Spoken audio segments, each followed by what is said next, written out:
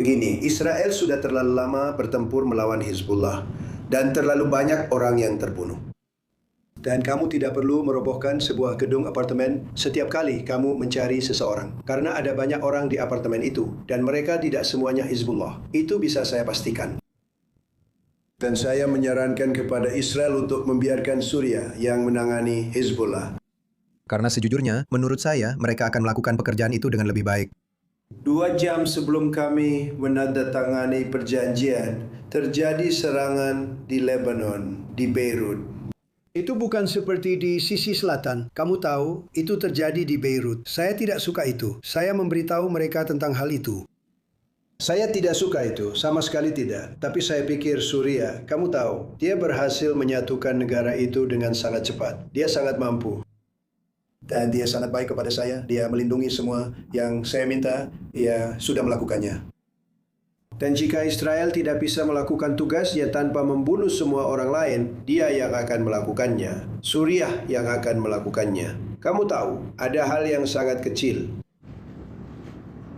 Sedikit masalah dengan beberapa drone yang dilepaskan dan akhirnya dia melakukan sesuatu yang sangat, saya melihat serangan itu. Saya melihat kemana bom itu pergi. Apakah kamu melihat itu? Itu sangat kejam. Itu terlalu berlebihan. Kamu tahu, kamu juga bisa melakukan sesuatu secara berlebihan. Sekarang, untuk membahasnya lebih dalam, kita ditemani oleh Bilal Sladin, koresponden I24 News English, dan Yakov Lapin, analis keamanan, pembawa acara Ross Handler Report. Baiklah. Jelas, kita membicarakan ini sambil mendengarkan. Sulit untuk menentukan dari mana harus memulai dengan banyaknya komentar yang masuk. Tapi mari kita mulai dengan komentar tentang Lebanon di sini. Beberapa hari terakhir ini berat di Israel. Saya ingin menyoroti lagi untuk para pemirsa kita. Orang-orang merasa putus asa, ditinggalkan, dan sekarang bahkan mendapat kecaman dari Presiden Amerika Serikat. Lihat, apalagi dalam perjuangan kita melawan proksi radikal Teheran, Hizbullah, yang masih terus mengganggu kita dari Lebanon. Kamu tahu, apakah Hizbullah mematuhi rencana semacam ini yang diajukan oleh Presiden? Apa yang dikatakan Hizbullah? Apakah mereka akan mematuhi gencatan senjata? Kemana hal ini membawa kita sekarang dalam waktu dekat? Ya, begini, saya pikir Hizbullah akan menerima perintah dari Iran soal ini. Dan jika Iran menyuruh mereka untuk mengurangi serangan, maka mereka akan melakukannya. Tapi menurut saya, pertanyaan yang tidak kalah penting adalah, apakah mereka akan berhenti mencoba membangun kembali kemampuan mereka? Karena itu adalah sesuatu yang tidak akan ditoleransi oleh Israel. Maksud saya, apakah itu sebuah pertanyaan? Maksud saya, apakah benar-benar ada keraguan bahwa mereka akan melakukannya pada titik ini? Ada orang yang benar-benar serius? Jadi, kita harus membaginya menjadi niat. Tidak ada keraguan tentang niat mereka. Mereka ingin membangun kembali kemampuan mereka dan kemampuan mereka untuk mewujudkan niat tersebut. Dan disinilah perubahan besar terjadi. IDF mengendalikan zona keamanan yang dalam di Lebanon Selatan. Itu terlihat sangat mirip dengan yang mereka miliki di tahun 80-an dan 90-an. Perbedaannya di sini adalah sebagian besar warga Syiah, yaitu tameng manusia, basis, dan tempat Hizbullah merekrut anggotanya, tidak ada di sana. Beberapa dari mereka telah mencoba kembali ke rumah mereka secara sporadis. Jadi, yang sebenarnya kita lihat adalah perubahan bentuk Lebanon Selatan. Hizbullah tidak lagi menguasai atau memiliki negara bayangan di sana. Inilah wilayah inti mereka, yaitu di sini, Dahia, dan Lembah Bekaa. Dan pada akhirnya, ini adalah pukulan besar bagi keinginan mereka untuk membangun semacam pasukan invasi di perbatasan dengan Israel. Jadi, apakah mereka akan mencoba menembak dari jarak jauh?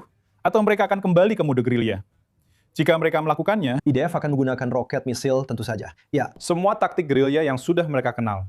Jika mereka melakukan seperti yang dikatakan Perdana Menteri Netanyahu kemarin, Menteri Pertahanan Katz, IDF pasti akan menyerang setiap ancaman. Tapi menurut saya, pertanyaan besar yang belum kita punya jawabannya, dan ini penting, adalah bagaimana jika Hizbullah mulai membangun, misalnya, pangkalan misil di Dahia, di Beirut. Apakah Israel akan diam saja atau tidak? Dan harapan saya, juga ekspektasi saya adalah bahwa bukan hanya Israel tidak terikat oleh klausul Lebanon apapun dalam perjanjian ini, seperti yang sudah dikatakan oleh Perdana Menteri, tetapi itu juga termasuk tidak terikat untuk membiarkan Hizbullah memperkuat kekuatan militernya. Karena itu adalah pelajaran utama dari pembicaraan tentang perubahan di Lebanon Selatan. Gagasan tentang Suriah yang jelas-jelas, Anda tahu, bisa kita katakan adalah musuh langsung. Rezim di Damaskus ini telah berperang dengan Hizbullah di berbagai tingkatan di sana. Bagaimana menurut Anda tentang klaim itu? Dan apakah ada sesuatu yang seharusnya kita perhatikan? Anda tahu, menarik. Baik. Saya rasa Donald Trump sebenarnya tidak benar-benar memahami apa yang terjadi di sini. Karena membangkitkan isu intervensi Suriah di Lebanon demi Israel, terutama dalam konteks ini, akan menjadi langkah yang sangat buruk bagi Lebanon. Siapapun pemimpin Arab menurut saya. Dan ini benar-benar sesuatu yang tidak terfikirkan sama sekali untuk dijadikan sebagai strategi. Di sisi lain, melanjutkan apa yang dikatakan Yaakov, strategi Hizbullah sebenarnya adalah mengikat diri mereka dengan Iran. Ketika mereka menembakkan beberapa roket pertama mereka pada 2 Maret, mereka ingin perang berakhir dengan syarat mereka, yaitu Israel mundur dari Lebanon di bawah tembakan, Di bawah tembakan, mundur, benar? Mereka menginginkan itu, benar sekali. dan mereka setidaknya membingkai situasi saat ini sebagai akibat dari Teheran. Mereka juga ingin mengubah situasi antara pemerintah Lebanon dan Teheran. Tapi masalahnya, bagaimanapun juga, Amerika juga menginginkan gencatan senjata di sini. Mereka berpikir setidaknya menurut ideologi dan pemikiran mereka, pemerintah Lebanon akan mampu memaksakan kehendaknya kepada Hizbullah, meskipun kita masih belum melihat itu terjadi. Tapi mereka berpikir bahwa itulah yang akan terjadi. Jadi jika ada pangkalan rudal di Dahia, seperti yang dikatakan Yaakov, kemungkinan Israel akan menghubungi Amerika, dan Amerika akan memberitahu pemerintah Lebanon. Dan jika itu tidak terselesaikan dengan cara ini, maka akan ada keputusan yang harus diambil di sini oleh pihak Israel dan Amerika, dengan lampu hijau dari Amerika Serikat. Tentu saja Iran akan meminta penarikan Israel selama 60 hari negosiasi. Kemungkinan hampir 99% hal ini tidak akan terjadi dengan cara apapun. Dalam bentuk apapun.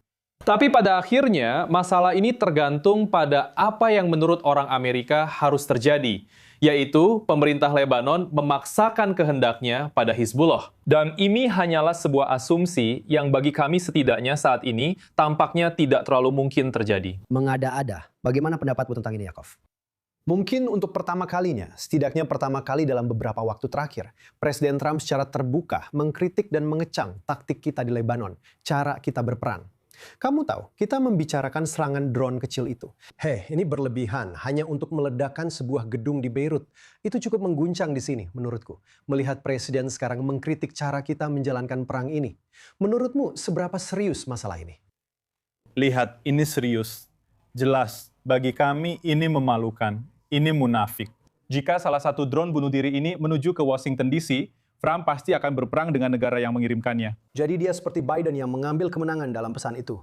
Rasanya seperti, hey, kamu berhasil mempertahankan diri, jadi jangan membalas.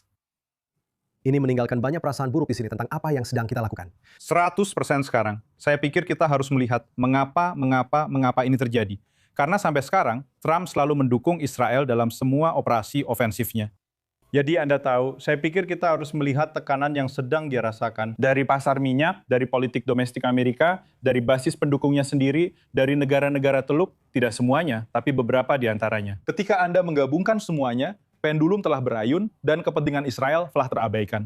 Dan komentar seperti ini adalah pengkhianatan terhadap kepentingan keamanan kita.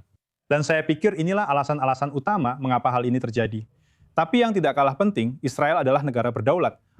Dan Perdana Menteri Netanyahu mengatakan secara tegas bahwa, Anda tahu, bahkan jika ada perbedaan pendapat, Israel akan terus membela dirinya sendiri, apapun harga yang harus dibayar. Jadi saya pikir ada batas-batas yang sedang ditetapkan di sini.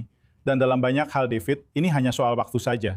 Karena Amerika melihat Iran dari ribuan mil jauhnya, dan rudal serta proksi Iran tidak mengancam kota-kota Amerika. Mereka mengancam kota-kota kami.